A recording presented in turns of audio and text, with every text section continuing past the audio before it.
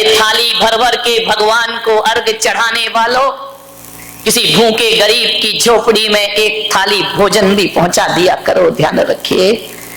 अरे माथे पर चंदन का तिलक खींचने वालों, किसी के जख्मों पे मलहम भी लगा दिया करो। और मैं विश्वास दिलाता हूं कि मंदिर का चंदन वो शीतलता नहीं दिला पाएगा जो किसी की जख्म पे मलहम लगाओगे तो शीतलता की प्राप्ति जीवन में हो जाएगी, ध्यान रखना। गमों की आग पे आंसू उबाल कर देखो, गमों की आग पे आंसू उबाल कर देखो, बनेंगे रंग किसी पर भी डाल कर देखो, और तुम्हारे दिल की चुभन जरूर कम होगी। किसी के पांव से कांटा निकाल कर देखो, किसी के पांव से कांटा निकाल कर देखो, किसी की पीड़ा को हरने का प्रयास करिए। अफसोस है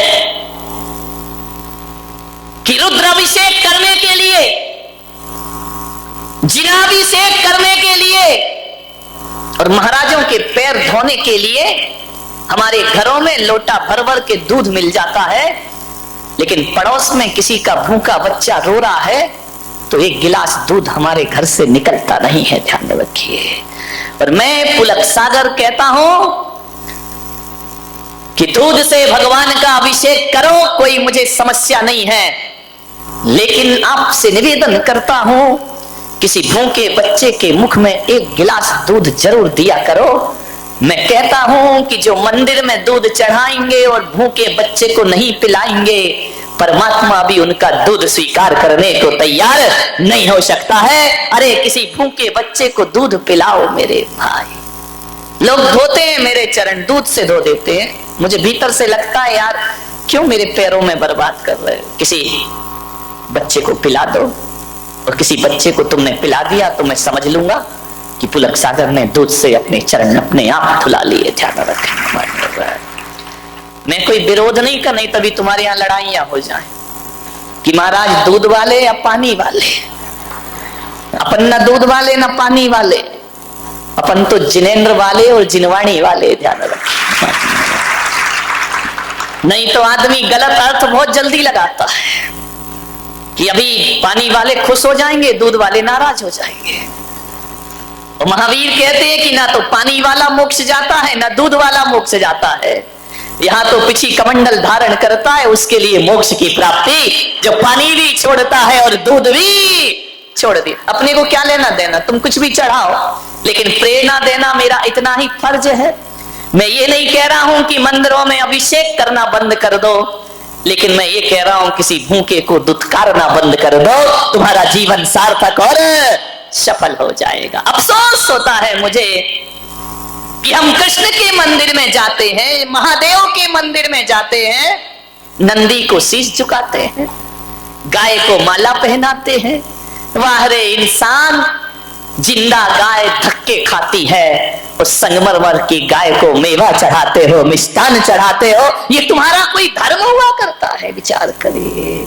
पत्थर की गाय का स्वागत हो रहा है, जिंदा गाय भूखों मर रही है, दाने दाने को तरस रही है, पत्थर की मूर्तियों को भोग लग रहे हैं 56 भोग, और जिंदा भगवान जो दरिद्र नारायण है वो मंदिर के सामने भीख मांगता फिरता है। ध्यान रखिए मान्यवर, पत्थर की मूर्तियों के लिए बहुत विशाल मंदिर है। अरे मंदिर बना लिए अच्छी बात है, मैं इसकी बुराई नहीं करूंगा, लेकिन मैं आपसे एक ही आग्रह करता हूं कि किसी गरीब का झोपड़ा भी बनाकर देखो, तुम्हारी जिंदगी को सुकून प्राप्त होगा, तुम्हारी जिंदगी को आनंद प्राप्त होगा। किसी गरीब का झोपड़ा भी बनाओ, 1000 दीपों से भगवान की आरती करते हो तो किसी अंधेरे घर में जाके दिया जला दिया करो, वो भी भगवान की पूजा है, वो भी ईश्वर की पूजा है। ध्यान रख, इससे बड़ी क्या इबादत होगी? इंसान के काम इंसान ना आए तो फिर ये दुनिया जीने के लायक ही ना रहेगी। मेरे भाई निवेदन है आपसे, अरे जिन्हें दुखी हैं, जो पीड़ित हैं, उनकी बदकिस्मती होगी, लेकिन उनकी बदकिस्मती को देखकर मजाक मत बनाना। जितना हो सके सेवा करना, ध्यान रखना। एक भिखारी जब तुम्हारे घर में भीख मांगने आता है तो ये मत सोचना कि वो भीख मांगने आया है। इस देश के त्रिवल्लुवर आचार्य ने लिखा है कि कोई भिखारी यदि तुम्हारे घर भीख मांगने आए तो ये मत समझना कि भिखारी भीख मांगने आया है। वो भिखारी भीख मांगने नहीं आया, वो तुम्हें सीख देने के लिए आया है। और वो भिखारी कह रहा है कि जो भी तेरे हाथ जेब में हो मेरे कटोरे में डाल दे, और यदि है और नहीं डाला तो एक बात याद रखना, कटोरा का हाथ बदलने में ज्यादा देर नहीं लगा करती है। मेरे हाथ का कटोरा तेरे हाथ में, क्योंकि मैंने भी पिछले जन्मों में कुछ नहीं दिया, होने के बाद मैंने कुछ नहीं दिया, तो आज ये कटोरा मेरे हाथ में है। और आज तेरे पास है, नहीं दिया तो मेरे हाथ का कटोरा कब तेरे हाथ में चला जाए कोई भरोसा, जिंदगी का कोई भरोसा नहीं मेरे भाई। कब किस्मत करवट बदल ले, रातों रात लाखपति खाकपति हो जाते हैं। और ऐसी भी किस्मत जागती है, सड़क छाप महलों का बासी हो जाया करता है। ये तकदीर का खेल है, ध्यान रखना, ये तकदीर है। रामनाथ कोविंद को कौन जानता था? वो खुद नहीं जानते थे कि मैं कभी राष्ट्रपति बनूंगा।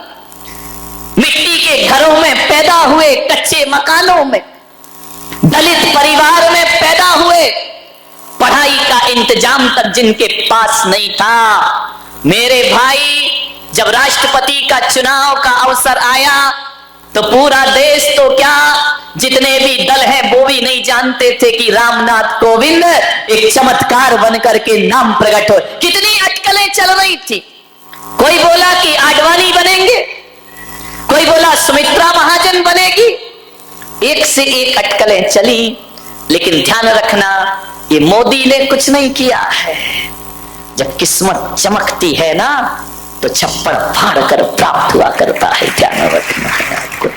राष्ट्रपति बन गए, सोचना है आपको। जो बेर बेर खात थे वो बेर बीन खात है। बेर जानते हिंदी? बेर तुम लोग क्या बोलते? अच्छा, जो बोर, जो हमारे यहाँ बोर है वो तुम्हारे यहाँ बेर है। बहुत ही उल्टा मामला मैं करूं क्या। हमारे यहाँ बोर होता है बुरा, तो तुम्हारे यहाँ बोर होता है अच्छा। तो मैं इसको मराठी में कैसे बना, नहीं बनेगा। जो बेर बीन खात थे, जिनके दिन ऐसे थे कि बेर को, बोर को बीन बीन के खाते थे। जो बेर बीन खाते थे वे बेर बेर खात हैं। बेर बेर यानी बार बार, हिंदी समझाना पड़ेगी मुझे।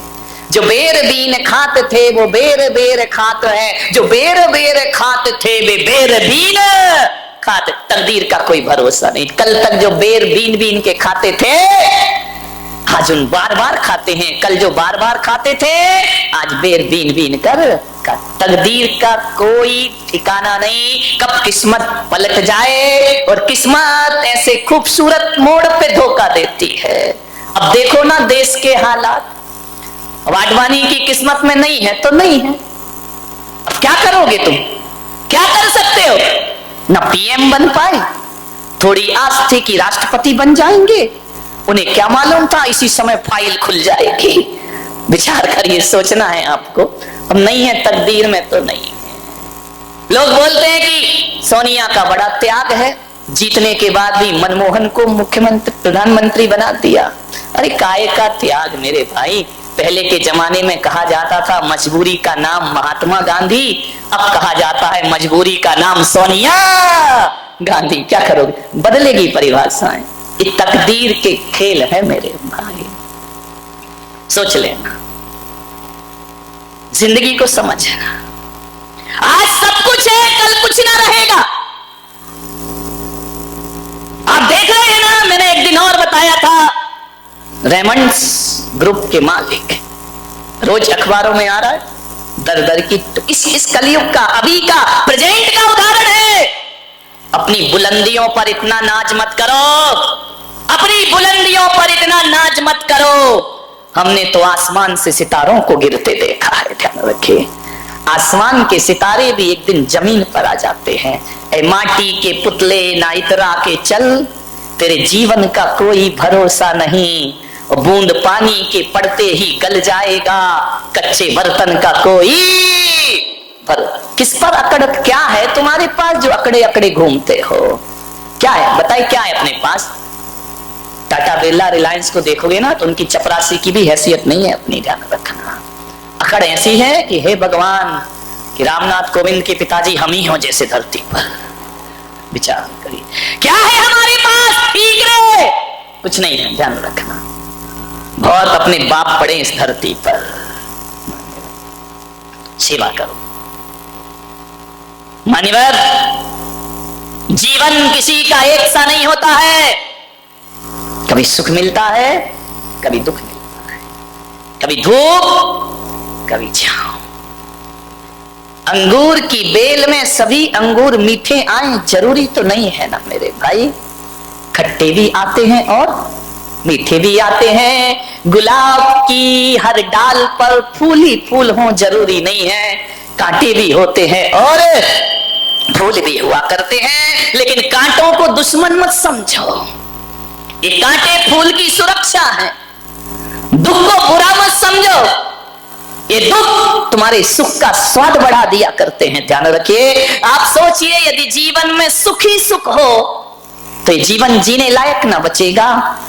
थोड़ी सुख भी होना चाहिए, थोड़ा दुख भी होना चाहिए। पिक्चर देखी ना तुमने कभी खुशी कभी, कितनी जल्दी याद आ गया। अभी मैं बोल देता कि किसी तीर्थंकर के नहीं मालूम महाराज। विचार कर, जीवन में कभी खुशी मिलेगी कभी गम मिलेगा, एक साथ जीवन किसी का नहीं होता है, ध्यान रखना। उतार चढ़ाव जिंदगी में आएंगे। एक सा जीवन तो सूरज का नहीं होता, आकाश में सुबह का सूरज कुछ होता है, दोपहर का सूरज कुछ होता है और सांझ का सूरज कुछ और हो जाता। फिर हमारा जीवन एक सा क्यों रहेगा? संसार में आज तक ऐसा कोई प्राणी पैदा नहीं हुआ होगा जिसके जीवन में सुखी सुखों कभी दुख ना आया हो, और ऐसा भी कोई पापी पैदा नहीं हुआ होगा कि जिसके जीवन में दुखी दुखों कभी सुख ना आए हो। ध्यान रखना, राम महापुरुषों के जीवन में भी दुख आते हैं, उनके जीवन में भी सुख आते हैं, ध्यान